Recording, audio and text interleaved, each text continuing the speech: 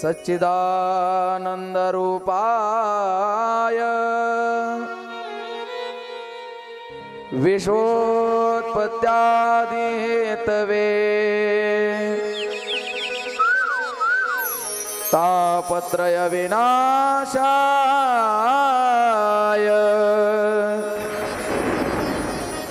श्रीकृष्णाय वयं नुमः।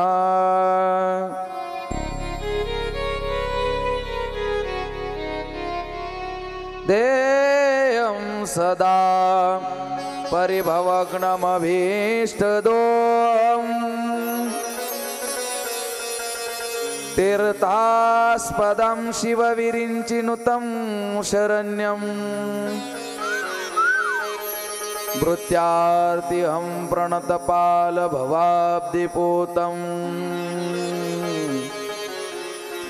वन्दे महापुरुषते चरणारविन्दम्।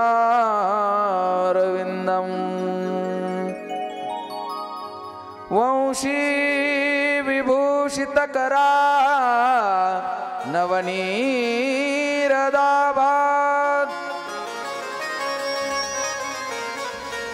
पीताम्बरा दरुणबिम्बफलादरोष्टात् पूर्णेन्दुसुन्दरमुखादरविन्दनेत्रात् कृष्णात् परं किमपि तत्त्वमहं न जाने।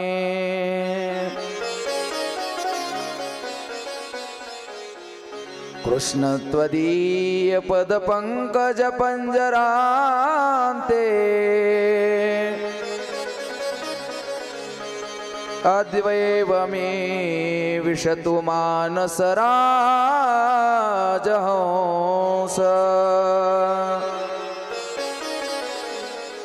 प्राणप्रयाण समये कपवातपित्ते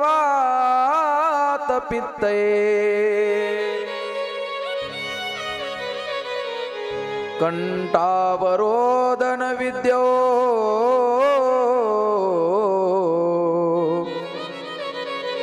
स्मरणं कुतस्ते। नारायणं नमस्कृत्य नरं चैव नरोत्तमं देवीं सरस्वतीं व्यासं ततो जयमुदीरयेत्।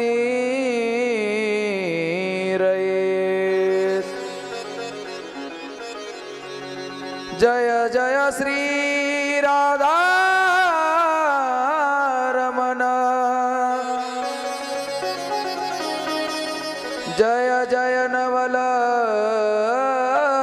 किशोर, जय गोपी चित्तचोर प्रभु, जय जय माखनचोर।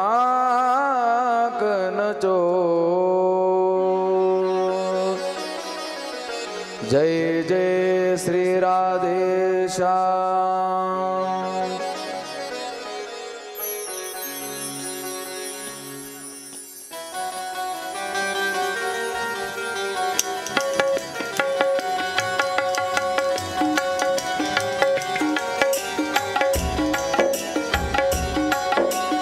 राधे राधे गोविंद गोविंद राधे राधे गोविंद गोविंद। सर्वांनी बोलायचं, सर्वांनी हे राधे राधे गोविंद गोविंद राधे। सर्वांनी टाळ्या वाजवा।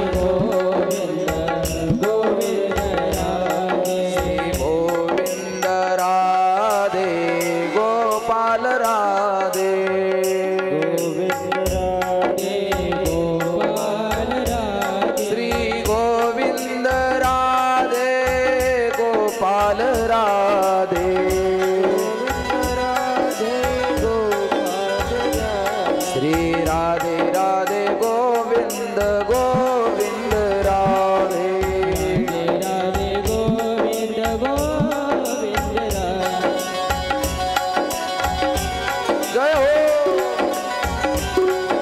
सर्वांनी टाळी वाजून बोलायचंय सर्वांनी.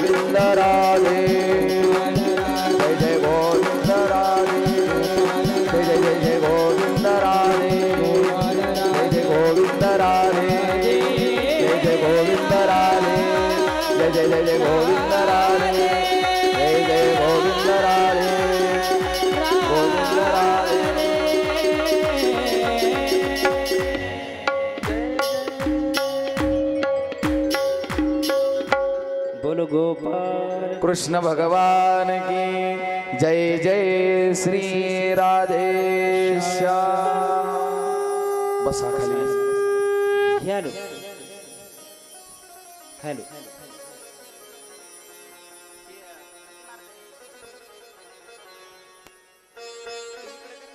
सच्चिदानंद रूपाय विश्वोत्पत्त्यादि हेतवे तापत्रय विनाशाय श्री कृष्णाय वयम नमः. अखिल कोटी ब्रह्मांड नायक रुक्मिणी प्राण संजीवन जगदाधार भगवान श्री पंढरीनाथाच्या या प्रांगणामध्ये भगवान श्री नवनाथांच्या या दरबारामध्ये भगवान श्री कृष्ण परमात्म्याच्या वाङ्मयीन प्रतिमूर्ती असणाऱ्या श्रीमद भागवताच्या या कथारूपी मंदिरामध्ये सुरू असलेली ही श्रीमद भागवत कथा गेल्या 3 दिवसापासून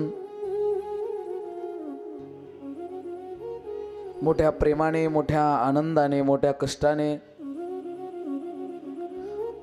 आपण ही कथा या ठिकाणी श्रवण करत आहोत. भगवान परमात्म्याची असीम अपार अपूर्व अशी असणारी कृपा आणि या कृपेच्या अनुग्रहामधून ही कथा आपण श्रवण करत आहोत। भव्य आणि दिव्य सुरू असलेला हा उत्सव आहे। बघता बघता आज चौथ्या दिवसापर्यंत हा उत्सव आपला येऊन पोहोचलेला आहे आणि भगवान परमात्म्याची ही जीवाचं कल्याण करणारी श्रीमद भागवत कथा आपण श्रवण करत आहोत। कालपर्यंत अनेक प्रकारच्या कथा आपण ऐकलेल्या आहेत। भगवान परमात्म्याने भक्त प्रल्हादाचा उद्धार करण्यासाठी आणि हिरण्यकश्यपू सारख्या दुष्टाचा नाश करण्यासाठी भगवंताने अवतार घेतला, तो म्हणजे नरसिंह अवतार।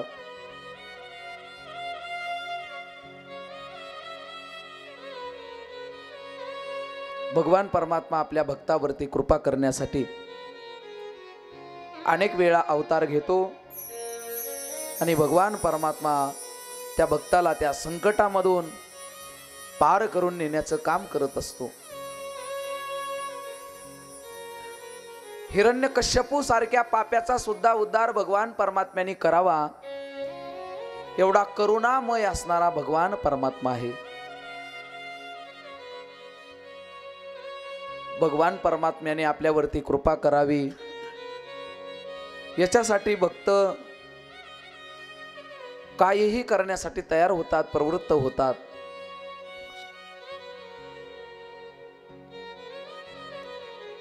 भक्त प्रल्हादावरती भगवान परमात्म्याने कृपा केली। भक्त प्रल्हादाने जीवनामध्ये दुसरं काही केलं नाही, फक्त भगवान परमात्म्याचं नामस्मरण केलं। कारण जगामध्ये नामस्मरणाला जी किंमत आहे, भगवंताच्या नामाला जी किंमत आहे, ती कशालाच किंमत नाही। कारण भगवान परमात्माचं नामस्मरण हे जगामध्ये कल्याण करणारं आहे, उद्धार करणारं आहे, म्हणून त्या नामस्मरणाला त्या ठिकाणी किंमत आहे।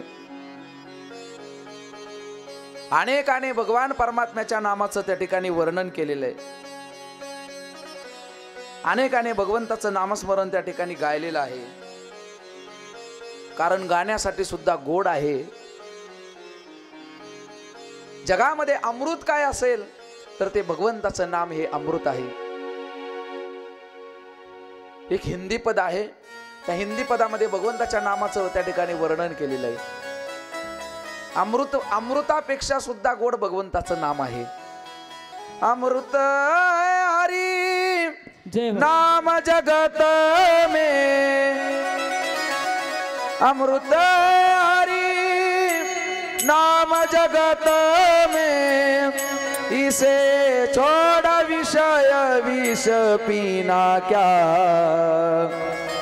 हरि नाम नहीं तो जीना क्या, हरि नाम नहीं तो जीना क्या, हरि नाम नहीं तो जीना क्या, नाम नहीं तो जीना क्या, हरि नाम नहीं तो जीना क्या, हरि नाम नहीं।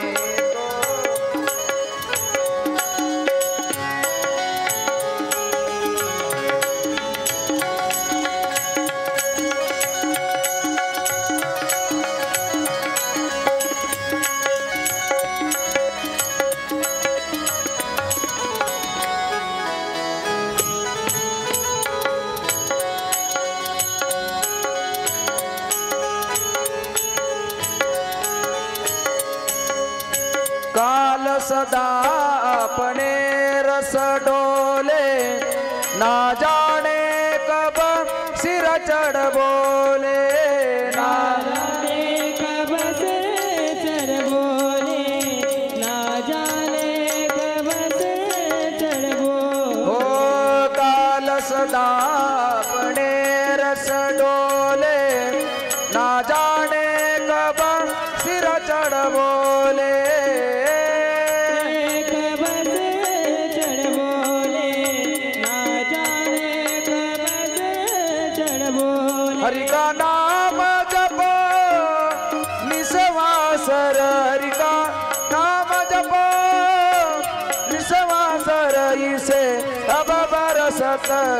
महिमा क्या, हरि नाम नहीं तो जीना क्या, हरि नाम नहीं तो जीना क्या, हरि नाम नहीं तो जीना क्या।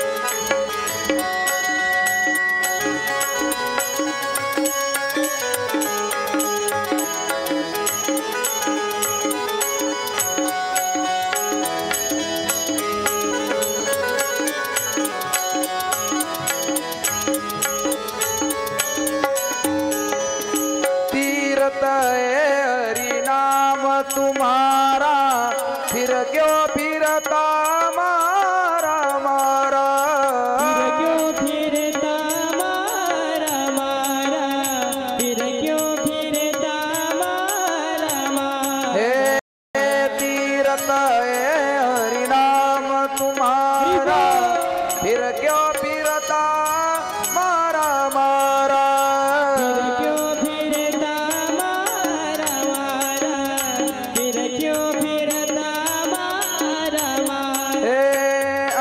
समयारी नाम नावे, अंत समयारी नाम नावे, तो काशी और मदीना क्या, हरि नाम नहीं तो जीना क्या, हरि नाम नहीं तो जीना क्या, हरि नाम नहीं तो जीना क्या।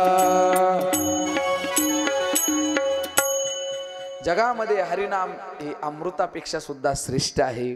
अमृत है हरिनाम जगत में। अमृत काय करतं? अमृत हे माणसाला त्या ठिकाणी मरायला जरी माणूस टेकलेला असला तरी त्याला अमर बनवण्याची ताकद अमृतामध्ये आहे।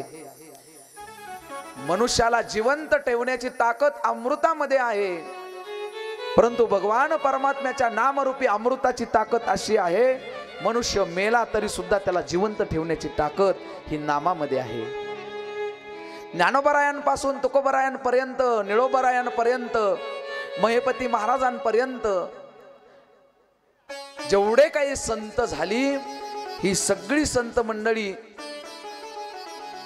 आज शरीराच्या रूपाने आपल्यामध्ये जरी नसतील तरी कीर्तीच्या रूपाने, त्यांच्या ज्ञानाच्या रूपाने, समाधीच्या रूपाने आपल्यामध्ये राहतात। याचं कारण काय असेल तर हरि नाम नहीं तो जीना क्या। जोपर्यंत होते तोपर्यंत त्यांनी भगवान परमात्म्याचं नामस्मरण केलं आणि नामस्मरणाची ताकद एवढी आहे, अमृत मेल्याच्या नंतर त्या ठिकाणी जिवंत ठेवू शकत नाही, परंतु भगवान परमात्म्याचं नामामृत मनुष्याचं शरीर गेल्याच्या नंतर सुद्धा त्या ठिकाणी जिवंत ठेवतं। त्याला भगवान परमात्म्याचं नाम म्हणतात। म्हणून प्रल्हादाने भगवान परमात्म्याचं नामस्मरण करावं आणि भगवान परमात्म्याने प्रल्हादावरती कृपा करावी। प्रल्हादाचा उद्धार भगवान परमात्म्याने केलेला आहे आणि जय विजयांना जो पहिला शाप मिळाला, त्या शापामधून जय विजयांचा पहिला त्या ठिकाणी उद्धार झाला। पुढे सृष्टीची निर्मिती करत असताना मनु आणि शतरूपा यांच्यापासून सृष्टी निर्मिती होण्यासाठी प्रारंभ झालेला आहे आणि प्रारंभ झाल्याच्या नंतर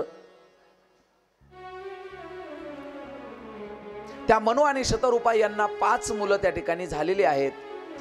त्याच्यामध्ये पहिला उत्तानपाद, प्रियव्रत, देवाहुती, आकुती आणि प्रसूती अशी हे 5 मुलं आहेत।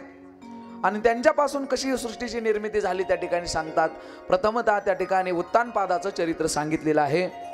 हा उत्तानपाद म्हणजे ध्रुव बाळाचा वडील।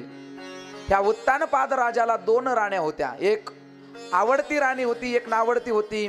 एकीचं नाव सुनीती, एकीचं नाव सुरुची। त्याच्यामध्ये जी सुरुची होती ही आवडती होती आणि सुनीती जी होती ही नावडती होती। या दोघींना 2 मुलं होते। जी सुनीती होती तिच्या पोटी ध्रुवबाळ जन्माला आले आणि सुनीतीच्या पोटी सुनीतीच्या पोटी उत्तम नावाचा मुलगा त्या ठिकाणी जन्माला आला. असे 2 मुलं त्यांना त्या ठिकाणी झाले.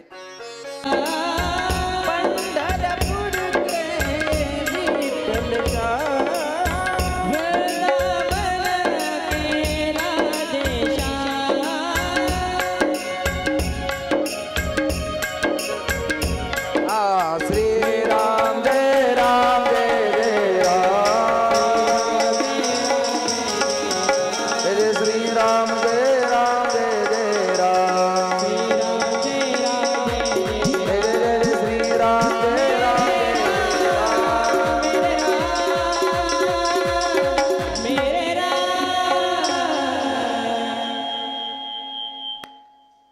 उत्तानपाद राजाला 2 राण्या आहेत, दोघींना 2 मुलं आहेत, एक उत्तम आणि एक ध्रुव. अगदी आनंदामध्ये संसार त्या ठिकाणी चाललेला आहे. परंतु राजाची जी नावडती राणी होती सुनीती, राजा तिचा तिरस्कार करायचा आणि जी आवडती होती सुरुची तिच्यासोबत प्रेमाने राहायचा. आणि जी सुरुची होती, जी आवडती राणी होती, ती त्या नावडती राणीला कधी नीट बोलत नव्हती, चांगलं बोलत नव्हती. तिच्या मुलाला म्हणजे त्या ध्रुव बाळाला सुद्धा कधी चांगलं बोलत नव्हती.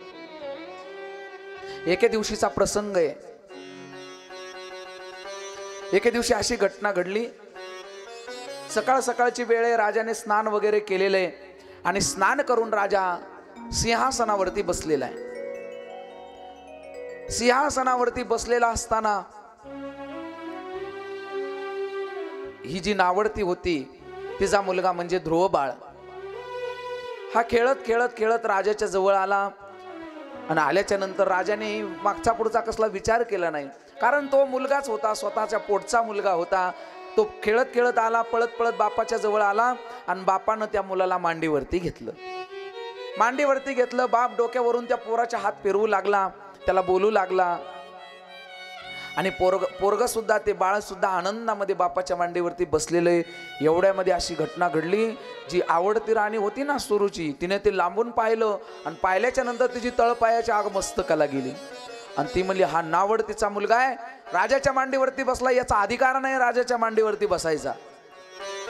राजाच्या मांडीवरती बसायचा अधिकार फक्त माझ्या मुलाचा आहे, कारण मी राजाची आवडती आहे.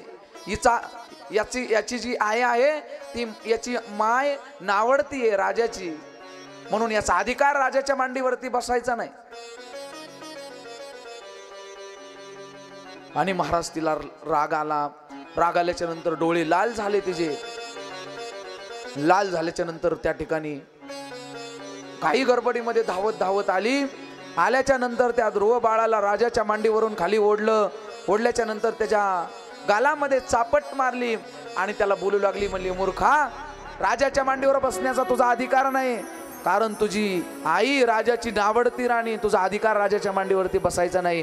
तुला राजाच्या मांडीवरती बसता येणार नाही. आणि जर तुला राजाच्या मांडीवरच बसायचं असेल तर तुला माझ्या पोटी जन्म घ्यावा लागेल, कारण मी राजाची आवडती राणी, तुझा अधिकार नाही.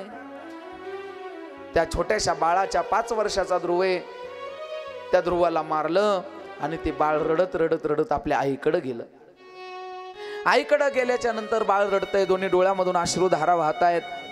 आईनं पाहिलं आणि पाहिल्याच्या नंतर त्या पोराला जवळ घेतलं, त्याचे डोळे पुसले, आपल्या पदरानं त्या पोराचं तोंड पुसलं आणि विचारलं, बाळ काय झालं, का रडतोस? ध्रुवानं सांगितलं, आई, बाबाच्या मांडीवरती बसलो होतो, ती दुसरी आई आली.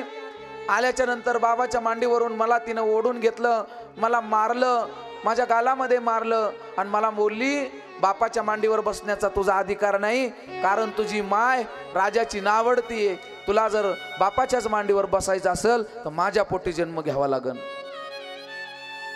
असं ऐकल्याच्या नंतर महाराज त्या ध्रुव बाळाची आई, तिच्या सुद्धा डोळ्यामध्ये अश्रू आले आणि ती सुद्धा बोलू लागली, कोणत्या जन्मामध्ये मी पाप केला असेल म्हणून एवढं दुःख माझ्या पदरामध्ये येते. ठीक आहे, माझा नाही स्वीकार केला तर मला काही हरकत नाही, परंतु माझ्या बाळाचा तरी स्वीकार करायला पाहिजे. म्हणून माय रडू लागली. पोरग लहान होतं, 5 वर्षाचं होतं. पोराने हट्ट धरला आईकडं, आई मला दुसरं काही नको, मला बापाच्या मांडीवरती, बाबाच्या मांडीवरती बसायचं. तिनं सांगितलं, बा अरे आपण आवडते, राजाला आवडत नाहीत, आपण जाऊ दे, काय बापाच्या मांडीवरती बसतो. समजूत काढण्याचा प्रयत्न केला, खूप समजूत काढण्याचा प्रयत्न केला, पण पोरग काही ऐकायला तयार नाही. आणि मुलाचं दुःख हे मायबापाला न सांगता दुःख होत असतं. मुलं जर आनंदामध्ये असतील तर मायबाप सुद्धा आनंदामध्ये असतात, आणि मुलं जर दुःखामध्ये असतील तर मायबाप सुद्धा दुःखामध्ये असतात. आपल्या आनंदाने, आपल्या सुखाने आणि आपल्या दुःखाने आपले मायबाप सुद्धा सुखी दुःखी होत असतात. ध्रुव रडायचा, ध्रुवाचं दुःख पाहून माय सुद्धा रडू लागली, मायला सुद्धा दुःख होऊ लागलं. पोराची समजूत काढू लागली, त्याला खाण्यासाठी त्या ठिकाणी गोड पदार्थ देऊ लागली, समजून सांगू लागली, पण पोरग ऐकायला तयार नव्हतं. पोरग म्हणायचं, आई मला काही नको, मला फक्त बापाची मांडी पाहिजे, मला बाबाच्या मांडीवरती बसायचंय. काय करावं माईला काही समजत नव्हतं. महाराज, मुलाला दुःख झाल्याच्या नंतर मायबापाला दुःख होत असतं, आणि मुलाच्या दुःखाने मायबाप दुःखी असतात. एक मुलगा 10वी मध्ये शाळेमध्ये आहे, नेमकीच 10वीची परीक्षा झाली, आणि परीक्षा झाल्याच्या नंतर शाळेमध्ये त्याला थोडेसे टक्के कमी पडले, मार्क कमी पडले. निकाल घेऊन घरी आला. घरी आल्याच्या नंतर आईनं विचारलं, किती पडले मार्क? तो निकाल आईच्या हातामध्ये ठेवला. मार्क जरा कमी पडले होते म्हणून माय त्याला बोलली, आणि माय बोलल्याच्या नंतर माय बापाचा राग मनामध्ये धरला, आणि पोरग घरातून निघून गेलं. माईला वाटलं गेले रागाने निघून, येईल संध्याकाळी, भूक लागल्याच्या नंतर येईल. संध्याकाळ झाली तरी पोरग घरी आलं नाही. माय विचार करू लागली, आज संध्याकाळी नाही आलं, त्याच्या मामाच्या गावी गेला असेल, त्याच्या बहिणीकडे गेला असेल. माय विचार करू लागली, आज नाही आलं, उद्या येईल. 1 दिवस झाला, 2 दिवस झाले, 4 दिवस झाले, पोरग येत नाही घरी. आणि मग माईची महाराज जीवाची कासावीस सुरू झाली, आणि माईनं त्या ठिकाणी पोराला बघण्यासाठी सुरुवात केली. बघता बघता महिना उलटून गेला, तरी सुद्धा पोरग घरी आलं नाही, आणि माय दुःख व्यक्त करू लागली. नुसतं दुःख व्यक्त करत नव्हती, माय रडायची, पोटाला तुकडा खात नव्हती. अनेक दिवस निघून गेले. बघता बघता 6 महिने झाले. पोरगा कुठं गेला मेळ नाही. सगळीकडे पाहुण्या रावळ्यांना फोन केलेत, तरी सुद्धा मुलाचा पत्ता लागना. आणि मग माय घाबरली, पोरगा कुठं गेला असेल. उगाच मी बोलले, स्वतःला दोष देऊ लागली. भिंतीकडे तोंड करायची, रडायची, भिंतीवरती आपलं डोकं आपटून आपटून घ्यायची. मी काय पाप केला असेल आणि मी काय बोलले. पोरग घरातून निघून गेलं. माय दुःखी व्हायची. आणि अशा दुःखामध्येच एके दिवशी त्या माईच्या दारामध्ये एक भिकारी आलेला आहे, भीक मागण्यासाठी आलेला आहे. दारामधून आवाज दिला, भिक्षान देही. माय नेमकंच देवाच्या समोर देवपूजा करायला बसलेली होती, आणि देवाला हात जोडले होते, पांडुरंगाला प्रार्थना करत होती. हे पांडुरंगा, अरे किती दिवस झालं माझा मुलगा गेलाय, 4 वर्ष उलटून गेली, अरे कधी येईल माझा मुलगा. असं बोलत असताना देवाला कधी कधी तिच्या मनामध्ये वाईट विचार यायचा की माझ्या पोरानं काहीतरी केलं नसेल जीवाचं. पुन्हा मोठ्यानं हंबरडा फोडायची, पुन्हा म्हणायची, नाही रे देवा, माझ्याकडं नाही आला तरी चालेल, पण ज्या ठिकाणी माझा मुलगा आहे त्या ठिकाणी आनंदामध्ये राहू दे, आनंदामध्ये राहू दे. आणि तेवढ्यामध्ये दारातून भिकाऱ्याचा आवाज आला. आवाज आल्याच्या नंतर त्या माईनं डोळे पुसलेत, आणि पुसून माय घरामध्ये टोपल्याच्या जवळ गेली. टोपल्यामधून अर्धी भाकरी घेतली हातामध्ये अर्धी भाकरी आहे. एका हाताने पदर धरलाय, डोळे पुसते, आणि हातामध्ये ती अर्धी भाकरी घेऊन त्या भिकाऱ्याच्या जवळ आली. आणि भिकाऱ्याला त्या ठिकाणी ती भाकरी देताना भिकाऱ्याचं लक्ष त्या ताईच्या डोळ्याकडे गेलं, आणि भिकारी बोलू लागला, हे ताई, तुला जर मला भिक्षा देण्यासाठी जर काही त्रास होत असेल तर मला भिक्षा देऊ नको, कारण मला अनेक घरं आहेत, गावामध्ये प्रत्येक घर माझंच आहे. तुला जर घरामध्ये कुणी मला भिक्षा देण्यासाठी त्रास देत असेल तर ही भाकरी मला तुझी नको, मी दुसऱ्या घरी जातो. भिकारी निघाल्याच्या नंतर त्या आईनं त्या भिकाऱ्याला, दादा अरे तसं काही समजू नकोस, मला काही त्रास नाही असं म्हणून त्या भिकाऱ्याला वापस बोलून घेतलं. आणि भिकाऱ्याला आनंद झाला. भिकारी म्हणला, आजपर्यंत जगामधले प्रत्येक माणसं मला भिकारी म्हणतात, परंतु एकच ही आई अशी मला मिळाली, या आईनं मला दादा म्हटलं. त्याला आनंद झाला. आनंद झाल्याच्या नंतर त्या भिकाऱ्यानं त्या आईला विचारलं, रडण्याचं कारण काय, का रडतेस?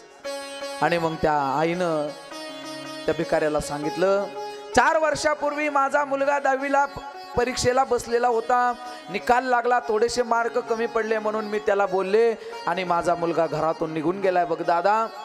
4 वर्ष झाले, 4 वर्ष उलटून गेलेत, अजून घरी वापस आला नाही.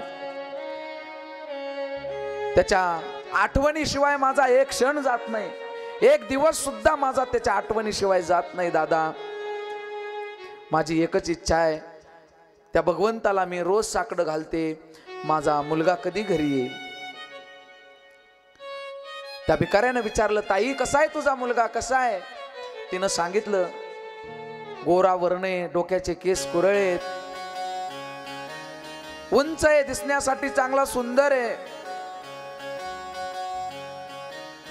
त्या भिकाऱ्याने म्हटलं, आई तुझ्या मुलाच्या गालावरती एक तिळा आहे का? ती म्हणली, हो हो तोच माझा मुलगा आहे. त्या भिकाऱ्यानं सांगितलं, तू जसं मला दादा बोललीस तसं तो सुद्धा माझा भाचा आहे आणि त्याला सापडून आणून देण्याचं काम आता माझं आहे, तू काळजी करू नको. 8 दिवसाच्या आत मी त्याला तुझ्यापर्यंत घेऊन येईल. आणि त्या ताईला आनंद झाला महाराज. तो भिकारी तिथून गेला आणि 8व्या दिवशी त्या मुलाला घेऊन आला. आल्याच्या नंतर त्या मुलाला त्या आईनं पाहिलं आणि तिला जो आनंद झाला, तो आनंद या त्रिभुवनामध्ये मावत नव्हता. म्हणून ऐका, आपली मुलं जर सुखी असतील तर आपण सुखी आहेत, आपले मुलं जर दुःखी असतील तर आपण त्या दुःखाने दुःखी आहेत. म्हणून तुकोबरा एका ठिकाणी बोलतात, पुत्राच्या विजये पिता सुखावत जाय. जर मुलगा आनंदामध्ये असेल तर बापाला सुद्धा आनंद आहे. म्हणून हा ध्रुव बाळ या ठिकाणी दुःखी, माय दुःखी झाली. बाळाला समजून सांगते, अनेक वेळा समजून सांगितलं, पोरगा ऐकत नाही. आणि मग काय करावं, कशा पद्धतीने समजून सांगावं? म्हणून ध्रुवाला बोलू लागली, माय अरे बापाच्या मांडीसाठी काय प्रयत्न करतोस? त्या भगवंताला प्राप्त करण्यासाठी प्रयत्न कर, देवाला प्राप्त करण्यासाठी प्रयत्न कर. ध्रुव अगदी 5 वर्षाचा आहे, काही कळत नाही. प्राप्त कर म्हटल्याच्या नंतर ध्रुवाने विचारलं, तो देव मला कुठं भेटेल? देवाला प्राप्त करण्यासाठी मला कुठं जावे लागल? आईने सांगितलं, बाळ देवाला प्राप्त करून घेण्यासाठी वनामध्ये, जंगलामध्ये जावं लागतं, तपश्चर्या करावी लागते, मग भगवंत प्राप्त होत असतो. आईचं वचन महाराज शिरसावंदने मानलं आणि ध्रुव वनामध्ये निघून गेला, तपश्चर्या करण्यासाठी निघून गेला. आणि निघून गेल्याच्या नंतर ध्रुव बाळाने तपश्चर्येला सुरुवात केली. 12 अक्षरी मंत्र त्या ठिकाणी ध्रुव बाळाने त्या ठिकाणी भजन करायला भगवंताचं सुरुवात केली. ओम नमो भगवते वासुदेवाय. ओम नमो भगवते वासुदेवाय. ओम नमो भगवते वासुदेवाय. ओम नमो भगवते जय हो. वासुदेवाय. सर्वांनी टाळी वाजवायची.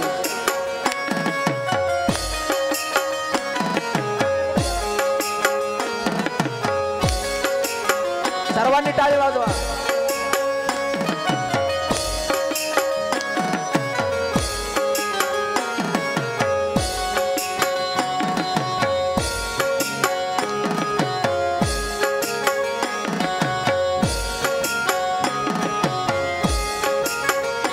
हे वासुदेवाय हरी नंद नंदनाय. वासुदेवाय हरे नंदन नंदनाय. वासुदेवाय हरी नंद नंदनाय. वासुदेवाय हरे नंदन नंदनाय. ओम नमो भगवते वासुदेवाय. ओम नमो भगवते वासुदेवाय.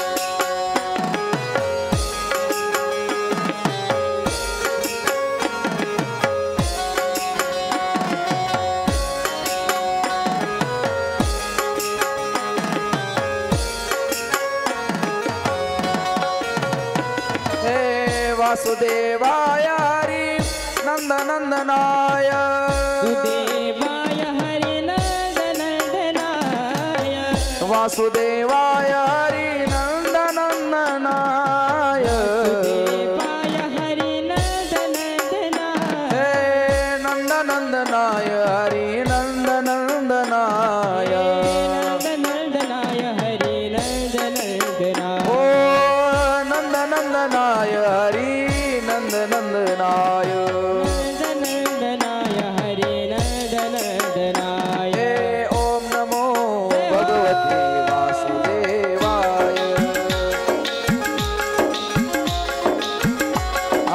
ओम नमो भगवते वासुदेवाय नमो भगवते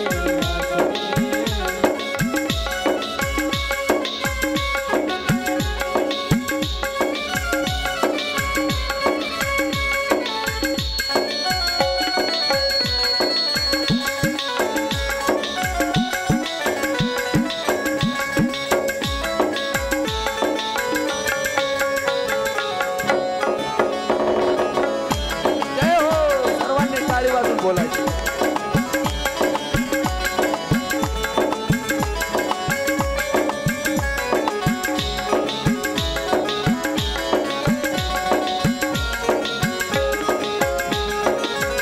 हे वासुदेवाय हरी नंदनंदनाय वासुदेवाय हरी नंदनंदनाय ओ वासुदेवाय हरी नंदनंदनाय वासुदेवाय हरी नंदनंदनाय हे वासुदेवाय हरी नंदनंदनाय वासुदेवाय हरी नंदनंदनाय हे वासुदेवाय हरी नंदनंदनाय वासुदेवाय हरी नंदनंदनाय हे ओम नमो भगवते वासुदेवाय नमो भगवते वासुदेवाय ओम नमो भगवते वासुदेवाय नमो भगवते वासुदेवाय हे ओम नमो भगवते वासुदेवाय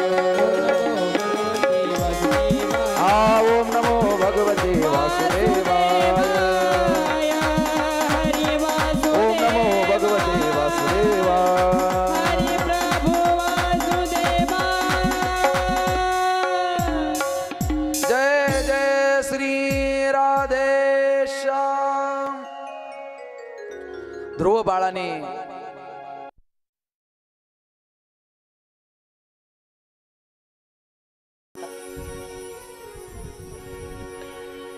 ऐका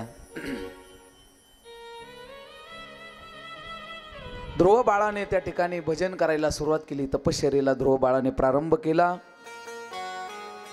ओम नमो भगवते वासुदेवाय या मंत्राचा जप ध्रुव बाळाने प्रारंभ केला 1 महिनावर ध्रुव बाळाने तपश्चर्येला प्रारंभ केला तरी सुद्धा भगवान परमात्मा ध्रुव बाळावरती कृपा करण्यासाठी येत नाहीत ध्रुव बाळ म्हणला जवळजवळ 1 महिना होत आलेला आहे तरी भगवंत प्राप्त होत नाही ध्रुव बाळाने अन्न पाण्याचा त्याग केला आणि पुन्हा तपश्चर्या सुरू केली पुन्हा भजन सुरू केलं तरी सुद्धा भगवंत येत नाहीत त्याच्यानंतर 3ऱ्या महिन्यामध्ये झाडाचे पानं खाऊन तपश्चर्या केली तरी भगवंत येत नाहीत शेवटी सगळं अन्न पाणी त्याग केला झाडाची पानं सुद्धा खाण्याचं बंद केलं नुसतं श्वासावरती ध्रुव बाळाने तपश्चर्या सुरू केली फक्त श्वासावरती 1 महिना होऊन गेला तरी सुद्धा भगवंत आले नाहीत आणि मग ध्रुव बाळाने ठरवलं आता भगवंत येत नसेल तर श्वास सुद्धा घ्यायचा नाही आणि श्वास रोखून धरला आणि ध्रुव बाळाने तपश्चर्येला प्रारंभ केला भगवान परमात्म्याला असं वाटलं हा माझा भजन करणारा आहे माझा भक्त आहे आणि जर याचं जर जीवाचं काही झालं तर या जगामध्ये माझ्याविषयी वाईट संदेश जाईल लोक म्हणतील भगवंताची तपश्चर्या केली तर माणसाला मरावं लागतं तरी सुद्धा देव भेटायला येत नाही म्हणून भगवान परमात्मा ध्रुवाच्या समोर प्रगट झाल्याच्या नंतर ध्रुवाला विचारलं हे ध्रुव बाळा अरे इतक्या छोट्या वयामध्ये एवढी कठोर तपश्चर्या का केलीस ध्रुवाने सांगितलं काही नाही, मला फक्त माझ्या बापाची मांडी बसण्यासाठी पाहिजे. भगवंत म्हणले छोटा आहे ध्रुव, मागण्याचं कळत नाही. म्हणून भगवान परमात्म्याने ध्रुव बाळाला आढळपद देऊन टाकलं. आढळपदी बाळ बैसविला ध्रुव. आढळपदावरती ध्रुव बाळाला बसवलं भगवान परमात्म्याने. आणि ही गोष्ट ज्या वेळेस त्या उत्तानपादाला माहिती झाली, समजली, त्यावेळेस उत्तानपादाने हत्ती घोडे सहित आपल्या सगळ्या लवाजमा सहित त्या जंगलामध्ये वनामध्ये आला. ध्रुव बाळाची तपश्चर्या पूर्ण झाली म्हणून हत्तीवरती बसवलं आणि पूर्ण गावामध्ये मिरवणूक काढली आणि आपल्या गादीवरती त्या ध्रुवाला बसवलं. माणसं मोठं म्हणत असतात, जोपर्यंत भगवान परमात्मा आपल्याला मोठं करत नाही तोपर्यंत जगामध्ये कोणी आपल्याला मोठं म्हणत नाही. म्हणून माणसानं भगवान परमात्म्याला प्राप्त करण्यासाठी कष्ट केले पाहिजेत, अट्टहास केले पाहिजेत. त्यावेळेस आपल्याला जग सुद्धा मोठं म्हणत असतं. ध्रुव बाळाचा आज या ठिकाणी तपश्चर्या पूर्ण झाली आणि राजानं त्याला गादीवरती बसवलं. हा उत्तानपादाचं चरित्र आहे. ध्रुव बाळाने जीवनामध्ये दुसरं काही केलं नाही, फक्त भगवंताचं भजन केलं. म्हणून भजनाला, भगवंताच्या नामाला त्या ठिकाणी या जगामध्ये किंमत आहे.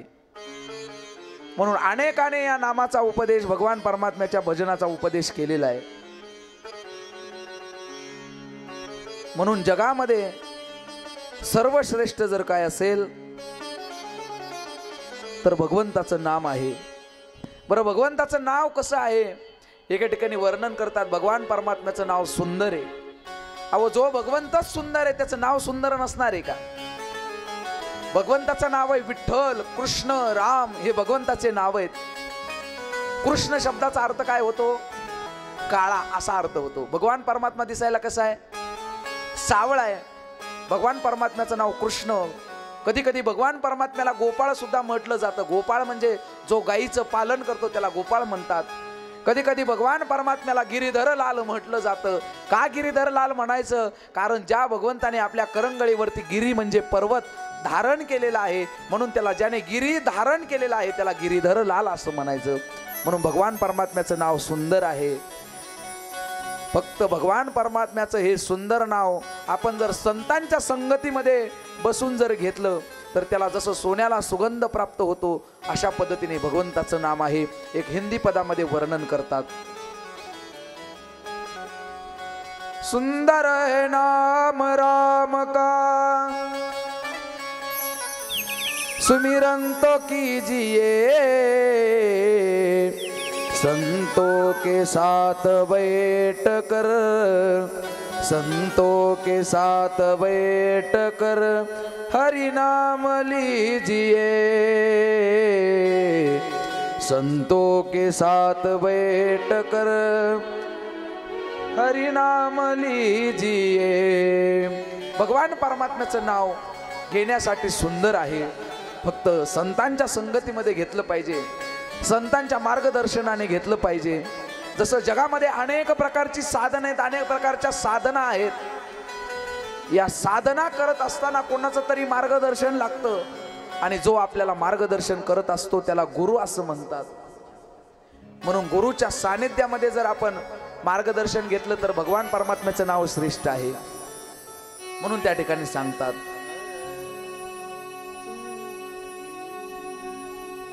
सुंदर है नाम राम का,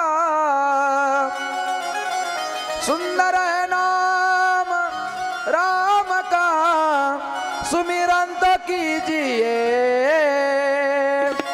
संतों के साथ बैठ कर, संतों के साथ बैठ कर हरि नाम लीजिए, संतों के साथ बैठ कर, संतों के साथ बैठ कर हरि नाम लीजिए, संत के साथ बैठ कर, संतों के साथ बैठ कर हरि नाम तो लीजिए, संतों के साथ बैठ कर हरि नाम तो लीजिए.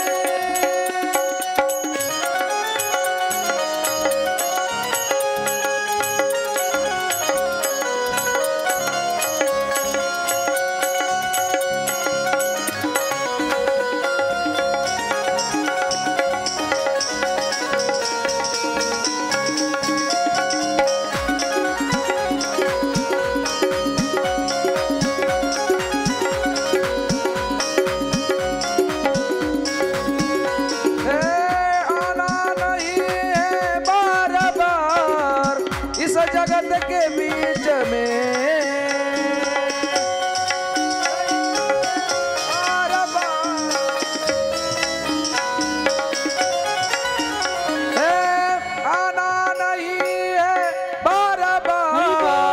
इस जगत के बीच में आना नहीं है बार बार इस जगत के बीच में। रिश्ता तो मेरे शाम से, रिश्ता तो मेरे शाम से अब जोड़ लीजिए। रिश्ता तो मेरे शाम से, रिश्ता तो मेरे शाम से अब जोड़ लीजिए।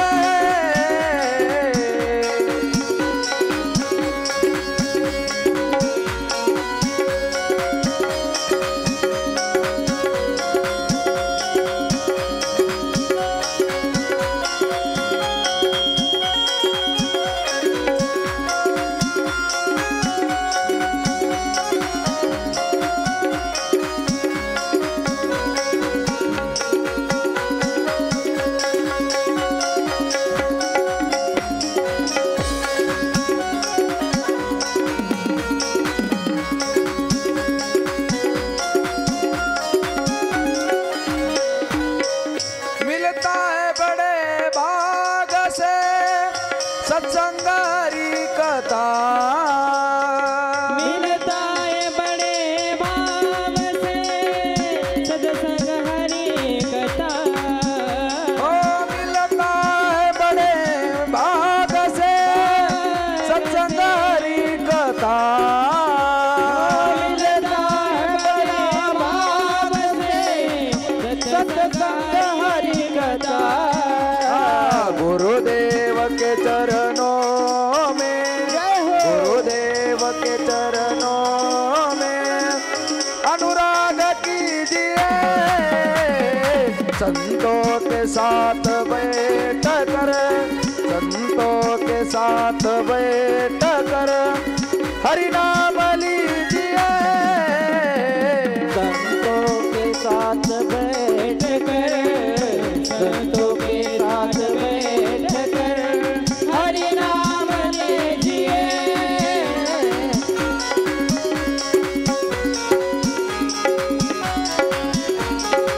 जो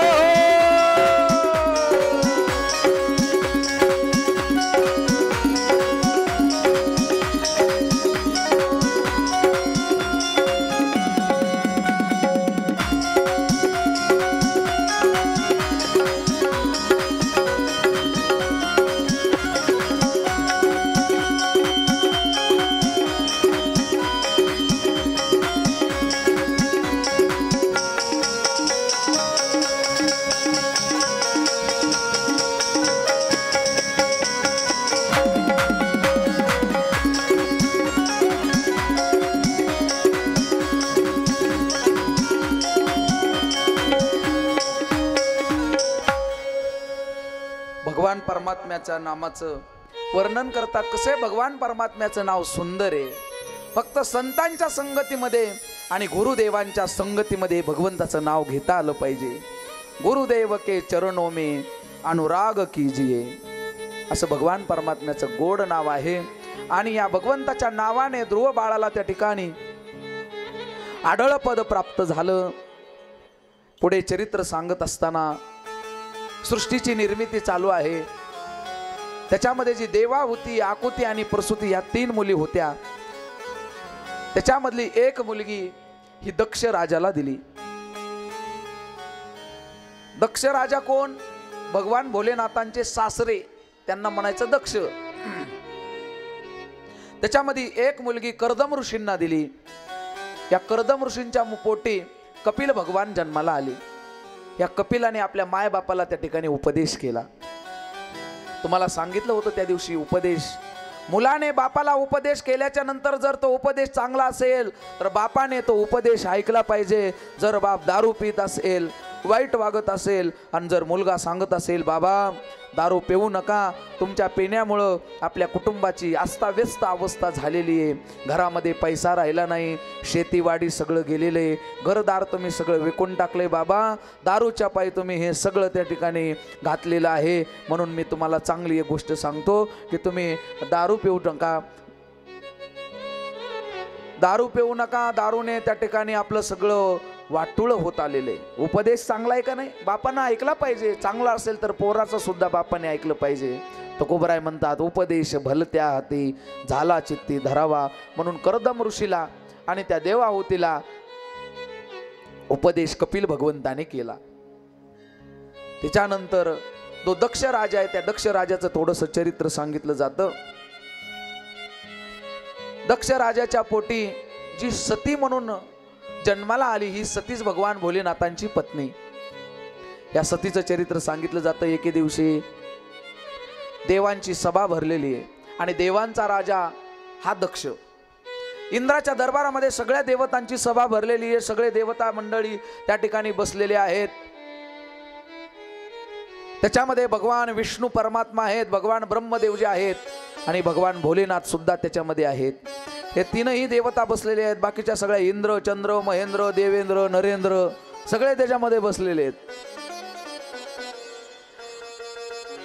आणि बसल्याच्या नंतर सभा भरली आणि देवांचा राजा असणारा हा दक्ष त्या सभेमध्ये एके दिवशी आलेला आहे. आल्याच्या नंतर देवांचा राजा आहे म्हणून सगळी देवता लोक उभा राहिली आणि सगळी उभा राहिल्याच्या नंतर त्याच्यामध्ये हे तीन देवता उभा राहिले नाहीत. एक भगवान विष्णू, ब्रह्मदेव आणि भोलेनाथ. दक्षाने पाहिलं सगळी देवता मंडळी उभा आहेत परंतु हे तिघ जण उभा राहिले नाहीत. आणि दक्षाला राग आला महाराज. तो राग विष्णू परमात्म्याचा आला नाही, कारण विष्णू म्हणजे जगाचा पालनहार करणारा भगवान विष्णू परमात्मा आहे. जाऊ द्या, सगळ्यात मोठा देव आहे, ठीक आहे, बसलाय, बसू द्या. ब्रह्मदेव उभा राहिले नाहीत. त्याने विचार केला, जाऊ द्या, ब्रह्मदेव म्हातारे झालेत, ब्रह्मदेवाची दाढी पांढरी झाली, उठता येत नसेल, गुडघे दुखत असतील, ठीक आहे, ब्रह्मदेव बसले. पण हा भोलेनाथ शंकर माझा जावई आहे तरी सुद्धा उभा राहिला नाही. म्हणून भगवान भोलेनाथाचा राग त्या दक्षाला आला. आणि आल्याच्या नंतर सभा संपत आली. अध्यक्षीय भाषण त्या दक्षाचं सुरू झालं आणि त्या दक्षानं त्या सभेमध्ये भगवान भोलेनाथाला वाकडं तिकडं बोलायला सुरुवात केली. भोलेनाथ त्यांच्या महिमेमध्ये होते. भगवान भोलेनाथाचं भजन चालू होतं, त्यांच्या महिमेमध्येच ते होते. पण हे सहन भोलेनाथांचे जे शिवगण होते त्यांना सहन झालं नाही आणि शिवगणांना राग आला. रागाच्या भरामध्ये त्या शिवगणांनी त्या दक्षाला त्या ठिकाणी दक्षाची सभा विध्वंस करून टाकली, सभा मोडून टाकली. जिकडे तिकडे हाहाकार झाला. सगळी देवता मंडळी निघून गेली. निघून गेल्याच्या नंतर भगवान विष्णू परमात्मा आपल्या धामाला निघून गेले, ब्रह्मदेव निघून गेले आणि भोलेनाथ नंदी भगवंतावरती बसले, कैलास पर्वतावरती येऊन शांत बसलेले. काही कालांतराने शिवजी आणि पार्वती माता कैलास पर्वतावरती बसलेले आणि बसलेले असताना एके दिवशी त्या कैलास पर्वतावरून विमानं जात आहेत. विमानं जाताना पार्वती मातेनं पाहिलं आणि भोलेनाथाला विचारलं, का हो हे विमानं कुठं चालले? सगळी देवता मंडळी निघालेत. भोलेनाथांनी सांगितलं, हे विमानं तुझ्या बापाच्या घरी चालले, दक्षाच्या घरी. का? कशासाठी चाललेत? काय नाही म्हणे, दक्षाच्या घरी यज्ञ आहे, त्या यज्ञासाठी चाललेत. ती म्हणली, मग आपल्याला कधी जायचंय? भोलेनाथ म्हणले, आपल्याला बोलवलं नाही, कशाला जायचंय? अहो बोलवलं नाही असं कसं? माझ्या बापाच्या घरी यज्ञ आहे आणि माझ्या बापानं बोलवलं नाही म्हणजे जायचं नाही असं थोडंच आहे, जावं लागणार आहे. भोलेनाथ सांगतात, ज्या ठिकाणी आपल्याला आमंत्रण नाही त्या ठिकाणी गेलं नाही पाहिजे.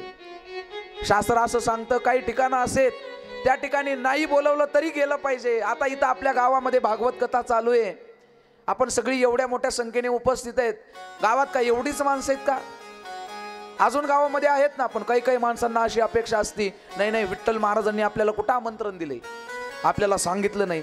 अरे वेड्या, भगवंताची कथा आहे, ही कोणाच्या भाग्यामध्ये? आपल्याला भाग्याने प्राप्त झालंय तर आपण गेलं पाहिजे. पण माणसं जिथं नाही तिथं नाही बोलवलं तरी जातील. गावामध्ये कुठं असतं ना गोंधळ, जागरण गोंधळ, त्या ठिकाणी काही काही माणसं नाही बोलवलं तरी जातात. त्याला बोललो ना आपण, का रे तुला तर बोलवलं नाही तरी सुद्धा आलास. असं थोडंच असतं, देवाचा प्रसाद आहे त्याला कुठं नाही म्हणून जमतं का? असे हलकट राहतात लोक. शास्त्र असं सांगतं, काही ठिकाणं बोलवलं तर गेलं पाहिजे, काही ठिकाणी नाही बोलवलं तर गेलं नाही पाहिजे, आणि काही ठिकाणी बोलवलं तरी सुद्धा गेलं नाही पाहिजे. गावामध्ये कोणाचं लग्न असेल, त्या लग्नाच्या ठिकाणी आपल्याला बोलवलं तरच गेलं पाहिजे, नाही बोलवलं तर गेलं नाही पाहिजे. देवाचे कार्यक्रम, कीर्तन असेल, भजन असेल, कथा असेल, अशा ठिकाणी नाही बोलवलं तरी सुद्धा गेलं पाहिजे. आणि काही ठिकाणी नाही बोलवलं तरी सुद्धा गेलं पाहिजे, काही ठिकाणी बोलवलं तरी गेलं पाहिजे. भगवान भोलेनाथ सांगतात, जिथं आपल्याला बोलवलंय तिथंच गेलं पाहिजे, जिथं बोलवलं नाही त्या ठिकाणी गेलं नाही पाहिजे. जिस घर में आदर मान नहीं उस घर में जाना ना चाहिए. हमें आदर मान नहीं उस घर में जाना ना चाहिए. आदर मान नहीं उस घर में जाना ना चाहिए.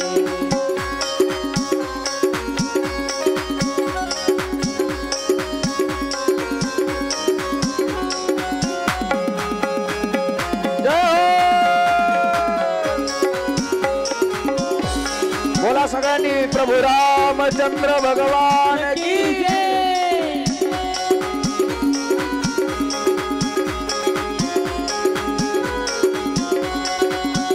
चाहे बेटा कितना प्यारा हो, उसे सिर पे चढ़ाना ना चाहिए.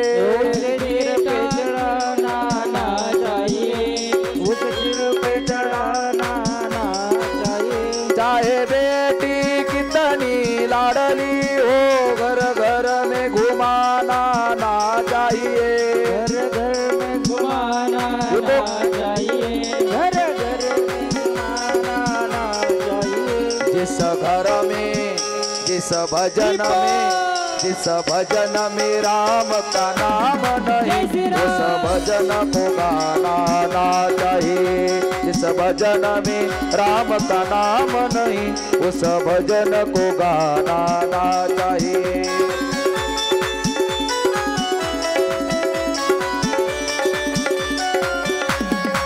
जय हो.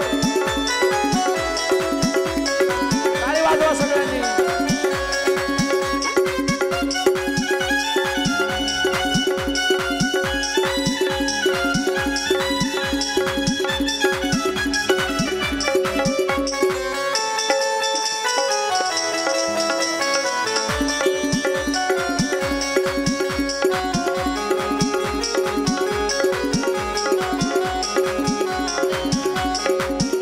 जिस माँ ने हमको जन्म दिया, दिल उसका दुखाना ना चाहिए.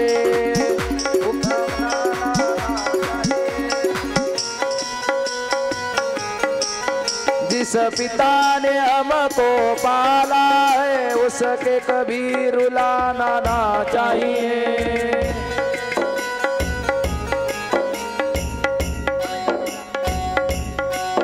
जिस भजन में, जिस भजन में, जिस भजन में राम का नाम नहीं, उस भजन को गाना ना चाहिए.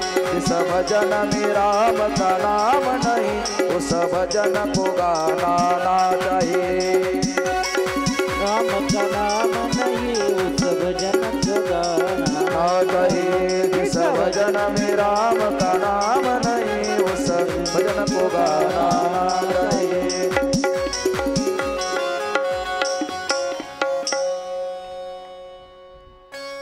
ऐका, शास्त्र सांगतं, ज्या ठिकाणी आपल्याला बोलवलंय तिथंच गेलं पाहिजे, जिथं बोलवलं नाही तिथं गेलं नाही पाहिजे. म्हणून त्या ठिकाणी शिवजी सतीला सांगतात, हे सती आपल्याला आमंत्रण नाही, तिथं गेलं नाही पाहिजे. सती ऐकायला तयार नाही. सती म्हणते, नाही, माझ्या बापाच्या घरी येत नाही, मला जायचंय. इकडं दक्षाने घरी सगळ्यांना सांगून ठेवलं. सतीच्या आईला सांगितलं, आई खबरदार, सती जर घरी आली तर तिला बोलशील तर माझ्या एवढं वाईट कोणी नाही. सतीच्या सगळ्या बहिणी आलेल्या होत्या, त्यांना सगळ्यांना सांगितलं, पोरींनो ऐका, सती जर आली तर तिला कोणी बोलायचं नाही, कारण त्यांच्या अपमानासाठी हा यज्ञ ठेवलेला आहे. आणि मग महाराज भोलेनाथाने सांगितलं होतं सतीला जाऊ नको, तरी सुद्धा सती निघाली. आणि निघाल्याच्या नंतर आली. सगळ्या बहिणी एका खोलीमध्ये बसलेल्या होत्या. सतीला वाटलं माझ्या सगळ्या बहिणी आल्यात, मीच आली नव्हते. म्हणून सती मोठ्या आनंदानं त्या बहिणींकडे गेली. आणि गेल्याच्या नंतर सतीला आलेलं पाहिलं आणि त्या सगळ्या बहिणी तिथून उठून निघून गेल्या. सतीला दुःख झालं. सती म्हणले जाऊ द्या, काय बहिणी आहेत. आणि सती तिथून आईकडे गेली. आईकडे गेल्याच्या नंतर आईनं पाहिलं लांबून सती आली आहे आणि हिला जर मी बोललेन, मला कोणी बोलताना पाहिलं तर काही खरं नाही माझं. म्हणून सतीच्या माईनं इकडं तिकडं पाहिलं आणि सतीच्या जवळ गेली. गेल्याच्या नंतर पोरीला कडकडून मिठी मारली आणि सांगितलं बाळ कशाला आली, तुमच्या अपमानासाठी हा यज्ञ केलाय, तू का आलीस. माईचं हृदय असं असतं महाराज. माईला कितीही सांगा, कितीही समजून सांगा, परंतु माईचं हृदय आपल्या लेकरांशिवाय कधी राहत नसतं. म्हणून तुकोबरायला वर्णन करावं लागलं. आईसी कळवळ्याची जाती करीला भावेन प्रीती. आईसी कळवळ्याची जाती करीला भावेन प्रीती. माईचं हृदय आपल्या लेकरा वाचून कधी राहत नसतं. माय कितीही म्हातारी होऊ द्या आणि पोरगी जर कधी माहेरावला आली ना, बरं पोरीचंही वय झालेलं असतं, माईचंही वय झालेलं असतं. आणि एखादी म्हातारी झालेली मुलगी सुद्धा जर माहेरला गेली ना कधी, तर ती माय म्हातारी असू द्या, तिला चालता येत नसू द्या, काठीवरती आलेली, वाकून गेलेली, आणि पोरीला आलेलं पाहिल्याच्या नंतर महाराज त्या माईमध्ये तारुण्य निर्माण होतं. आणि माय हातातली काठी फेकून देते आणि धावत पळत पोरीच्या जवळ येते. हात अंग सगळं म्हातारं झालेलं असतं, परंतु तरी सुद्धा म्हातारी पोरगी सुद्धा म्हातारी असते, तरी सुद्धा माय त्या पोरीच्या तोंडावरून हात फिरवते. याला माईचं हृदय म्हणतात. आणि जर ती म्हातारी मुलगी जरी माहेरावरून निघाली ना सासरला, तर माय त्या पोरीच्या पिशवीमध्ये भाजीपाला भरते, काही वस्तू त्याच्यामध्ये टाकते. पोरीच्या घरी सगळं असतं, पण माईचं अंतकरण आहे महाराज. 2 भाकरी आपल्या हाताने बनवलेल्या भाकरी एका चिरगुटामध्ये बांधते आणि पोरीच्या पिशवीमध्ये टाकते. काय पोरीला भाकर भेटत नाही का? पण माईचं हृदय महाराज, माईचं हृदय. अहो कांदे बटाटे कुठं टाकण्याच्या वस्तू आहेत का, तरी सुद्धा पोरीच्या पिशवीमध्ये ती माय भरत असते. याला माईचं हृदय म्हणतात, माईचं अंतकरण म्हणतात. जगामध्ये आशीर्वाद देणारं काय असेल? देवाच्या मंदिरामध्ये गेल्याच्या नंतर एक वेळेस देव आपल्याला आशीर्वाद देईल का नाही देईल सांगता येत नाही, परंतु घरामधले मायबाप आपल्याला कधीच बिना आशीर्वादाचं जाऊ देणार नाहीत. याला मायबापाचं अंतकरण म्हणतात. परंतु आज जगामध्ये मायबापाचं त्या ठिकाणी ओझं पोरांना होते. काही दिवसापूर्वी घडलेली घटना आहे. घरामध्ये माईचं आणि बायकोचं जमत नाही. पोरानं निर्णय घेतला मायबापाला वृद्धाश्रमामध्ये टाकायचा. दारामध्ये समोर एक गाडी 4 व्हीलर येऊन उभा राहिली.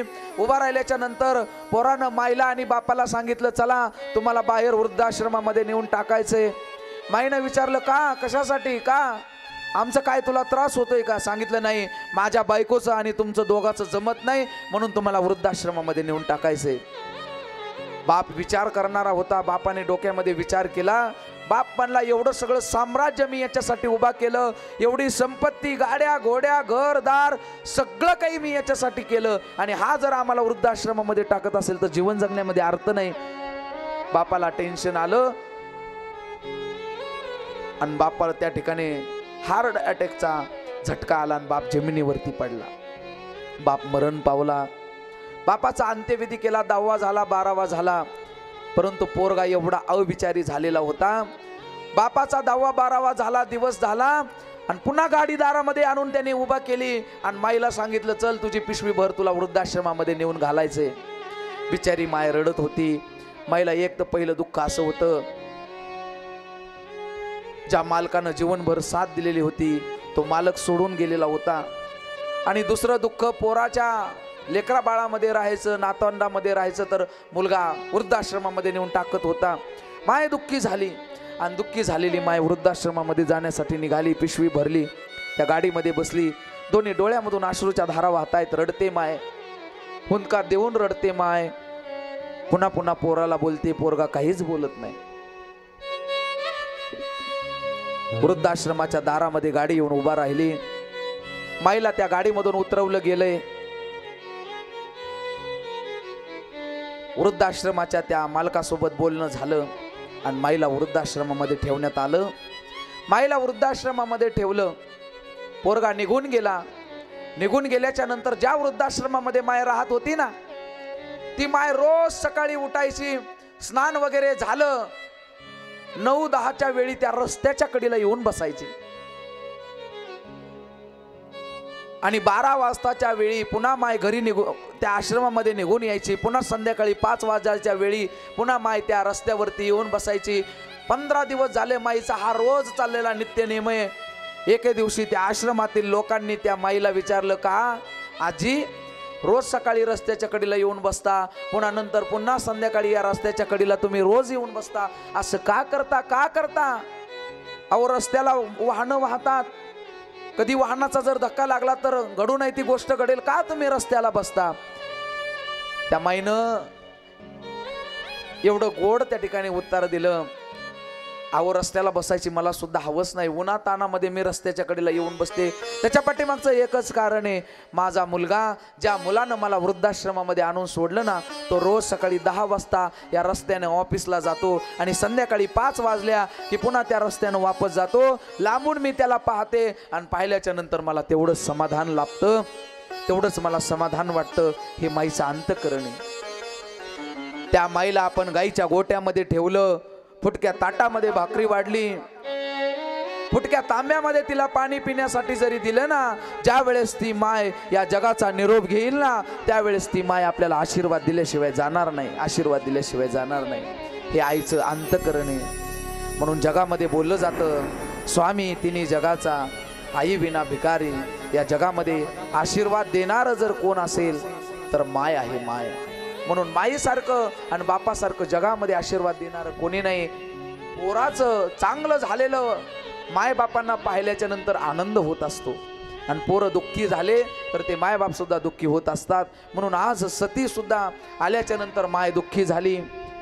दुःखी झाल्याच्या नंतर सतीला समजावून सांगितलं, बाळ सती कशासाठी आलीस? तुमच्या अपमानासाठी हा यज्ञ केलेला आहे आणि यज्ञ केलेला आहे सांगितल्याच्या नंतर सतीने सुद्धा ठरवलं, जर आमच्या अपमानासाठी यज्ञ केलेला असेल आणि जो बाप माझा अपमान करत असेल तर ज्या बापापासून हा देह निर्माण झाला, देह ठेवायचा नाही.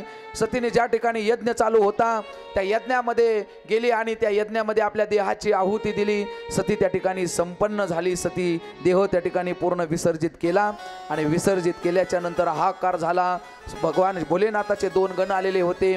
आल्याच्या नंतर 2 गण भोलेनाथांकडे कैलास पर्वतावरती गेले, घडलेली घटना सांगितली आणि सांगितल्याच्या नंतर भगवान भोलेनाथांना राग आला. 3रा नेत्र उघडला. 3ऱ्या नेत्रामधून वीरभद्राची उत्पत्ती झाली आणि वीरभद्र आले. आल्याच्या नंतर दक्षाचा शिरच्छेद केला. शिरच्छेद केल्याच्या नंतर यज्ञ संपन्न झाला. उद्याच्या कथेमध्ये पार्वती रूपाने ही सती जन्माला येईल, भगवान भोलेनाथाचं चरित्र. आणि उद्या कथेमध्ये भगवान कृष्ण परमात्म्याचा जन्म उत्सव आपल्याला साजरा करायचा आहे.